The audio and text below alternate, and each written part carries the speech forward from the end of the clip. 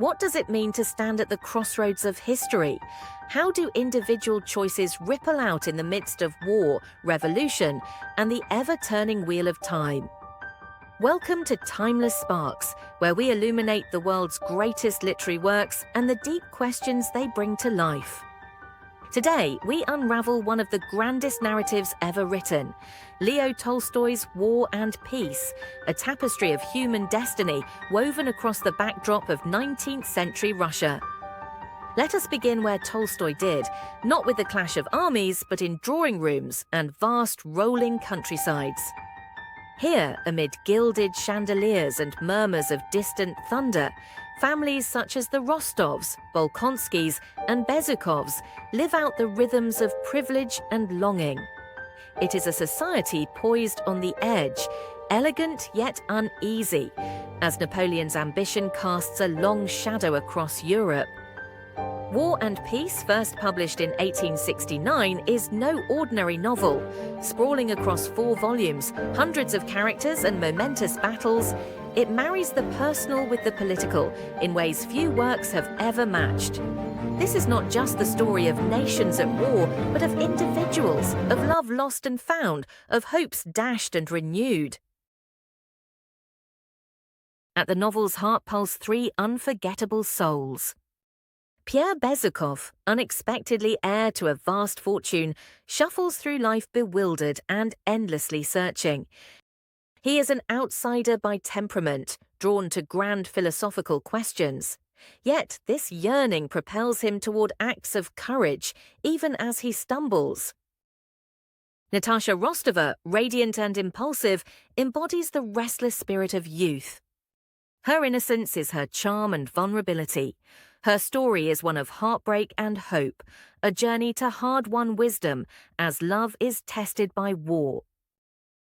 Then there is Prince Andrei Bolkonsky, weary of courtly games, seeking meaning on the battlefield and in the solitude of the soul. Haunted by loss and war, his search for purpose unfolds in quiet reflection and the roar of cannons. Redemption arrives unexpectedly, at despair's edge. Tolstoy does not romanticize battle. Instead, he confronts us with its chaos, the shattered lines at Austerlitz and Borodino, the thunder of artillery, the confusion of command. Through Andrei's eyes, we witness the terror and glory of conflict as illusions vaporize and death becomes starkly real. Here, the myth of the heroic general dissolves, replaced by the grit and agony of ordinary men and women swept up in the storm. But alongside the carnage, Tolstoy threads subtle acts of heroism, those moments when compassion prevails amidst destruction. Pierre's decision to help a stranger, Natasha's efforts to comfort the wounded, even the fleeting truces struck between enemies. These are victories of the human spirit as powerful as any martial triumph. Underlying all of this is Tolstoy's radical vision of history itself. He rejects the idea that great men alone shape the world. Instead, he insists it is the countless actions of everyday people, those whose names seldom enter the record, that steer the course of nations. Free will and destiny, individual agency, and the march of fate.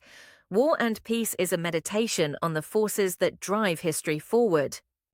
It is in this interplay between the intimate and the monumental that Tolstoy's genius resides. Each character's joys and sorrows echo larger truths about existence, about our search for meaning, the elusiveness of happiness, and the inexorable tide of mortality.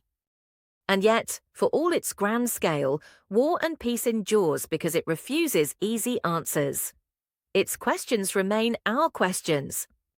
Amid suffering and chaos, can we find love?